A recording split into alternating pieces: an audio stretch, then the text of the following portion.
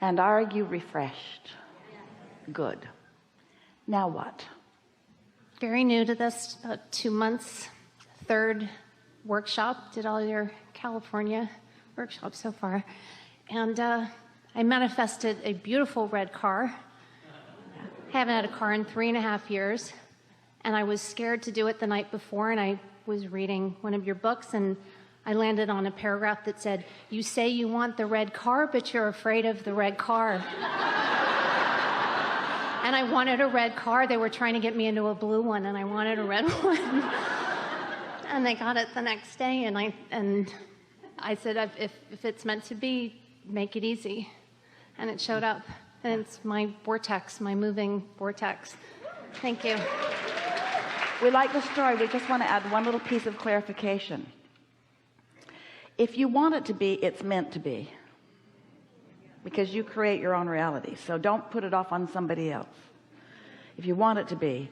And if it isn't easy, it's because you're not letting it be easy. If it's meant to be, make it easy. Think about another way of saying that. Since whatever I want, I can have, how can I make this easy on myself? And the answer to that is always, believe it. But see how helpful the universe is to just keep coaxing you along in your belief? Isn't that a nice thing? What's difficult for me in what you're saying is I come from a 12-step program that led me to believe that if it's not easy, let it go.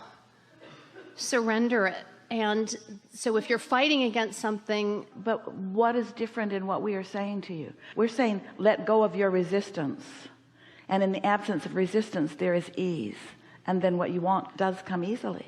I must have a belief that what I want, I can't necessarily have. I don't know. Well, we think it's a good thing that you were saying, let it come easily. You're asking for ease. You want to give up struggle. But we want you to know that in the first segment of this day, we made a very strong case for the advantage of just giving up the struggle. There's just no reason for it.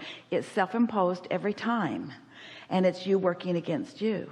And once you get that, then things do get easier. One more thing. You've inspired us to say this. This is a really good thing. You're going to like this. So we talk a lot about the path of least resistance. And what we mean is your inner being knows where you stand in terms of manifestation and emotion, vibration, in relationship to everything you want, meaning everything that's in your vortex. Your inner being knows where you are in relationship to all of it. And your inner being knows the path of least resistance. So what that means is your inner being, in its complete, absolute love for you, takes into consideration every belief that you have that is in your way and still leads you around those beliefs to what you want. Don't you like knowing that? Your inner being isn't saying, clean it up and then we'll talk. Your inner being is saying, you are where you are, what you want is what you want, and with all of this in consideration, this is the path of least resistance. This is your path of least resistance or most allowance around your resistance, which is just fine. Feel that. So that means the more you can trust that your inner being knows where you want to be, and trust that your inner being knows where you are and isn't mad at you, and trust that your inner being knows where you are and isn't holding it against you, and so therefore isn't making it more difficult, that 100% of the time your inner being is making it as easy as you will let it be. But your inner being cannot believe for you. Your inner being can only know what your inner being knows. And in time, you can show yourself that you know it too.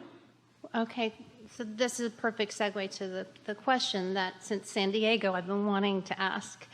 I'd like some clarity on my business. I have a business I've been working on for 3.5 years.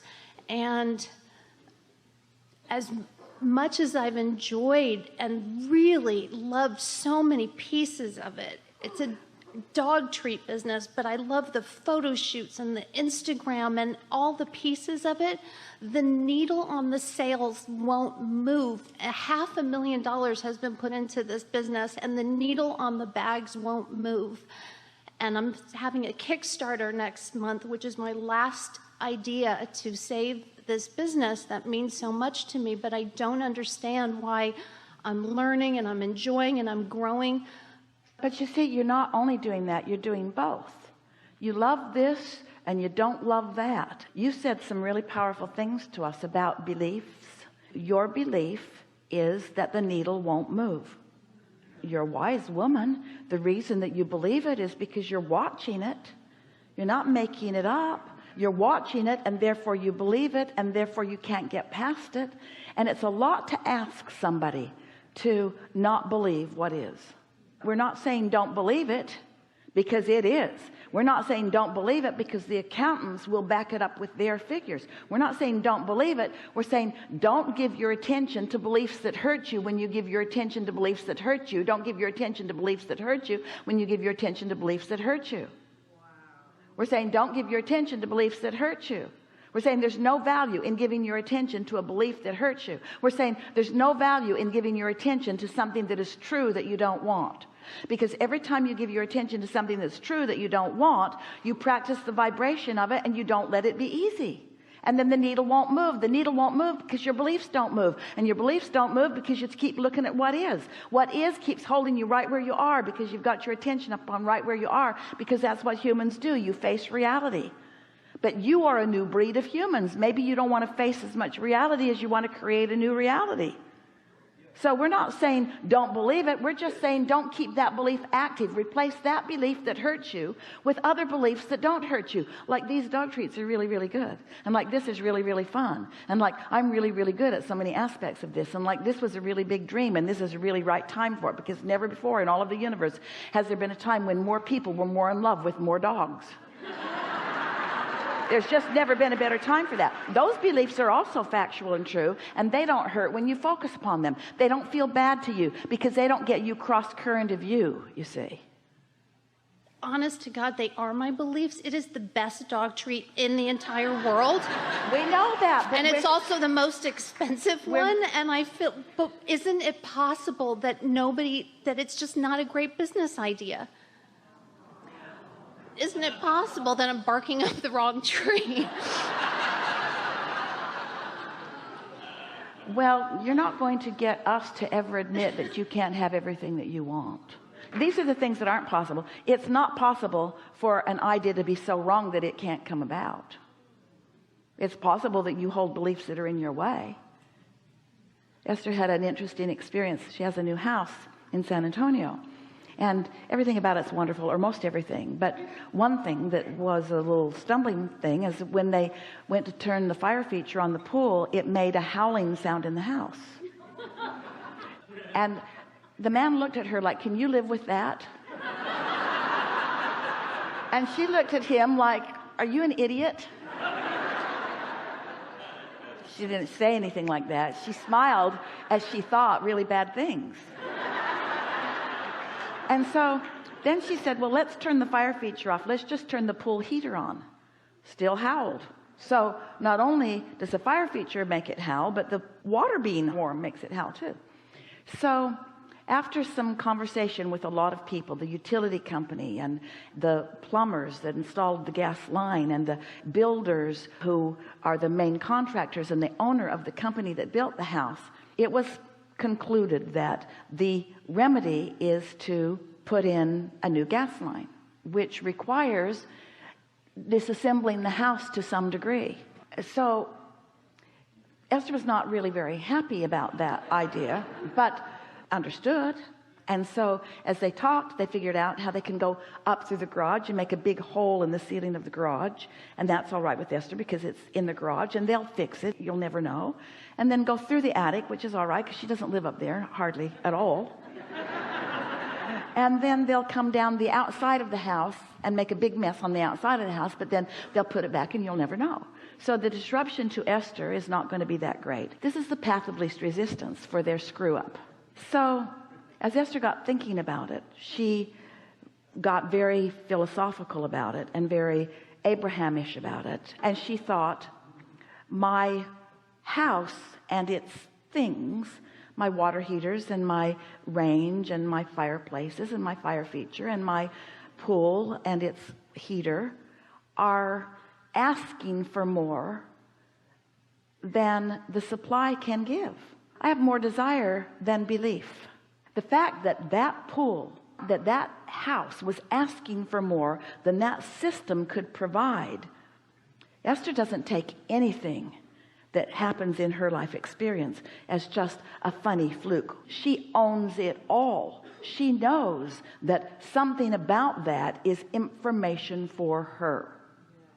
I've got a bigger desire than I have a supply. Oh, where have I heard that before? As she thought back about all the conversations about open your valve, open your valve, open your valve, and let the energy that creates worlds flow through. So there's nothing wrong with coming to an awareness that you have a desire that is one thing and a belief that is another. Life's going to constantly promote a new desire within you that you're not up to speed with in the beginning. That's always going to be the way that it is. But when you give up or try, you can't do it. What you said is it possible that I should let this desire go? No, that's never the answer. Get more gas. Get more gas. Do whatever it takes to get bigger pipes. Do whatever it takes to get a bigger belief. Do whatever it takes to improve the flow. Because here's what the other alternative is. The other alternative is such shortage consciousness that it cannot abide in your vibration. Such shortage consciousness that, is it possible that I'm wanting more than the universe is willing to provide for me? No, never. That's why you were born into this physical experience, to ask for more and more and more and more and more. You are out here on the leading edge to ask of the universe, to demand of the universe, to expect of the universe that it can deliver as much fuel as is needed for the desires that this time-space reality can produce in you. You see? So the answer is never, ever, ever, ever, ever say, oh, never mind, just cap off the fire feature, I don't mind. I can bathe in a hot tub, and I hardly ever get in the pool anyway. And hot pool makes steam sometimes, and that's not pleasant. And I don't want to create my own cloud atmosphere out there. So anything that doesn't work, just cap it off and let's call it a day. No!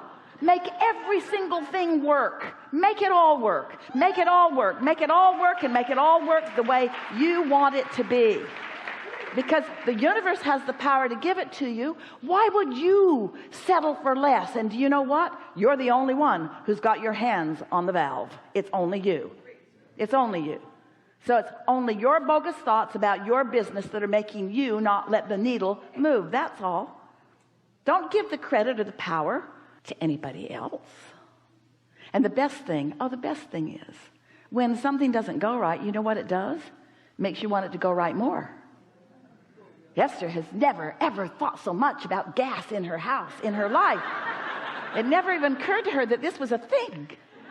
It's making her wonder what other fire features she might want. Because now she has high pressure line into her house and a mega meter from the street. They brought her the biggest gas meter that's ever been installed in a neighborhood.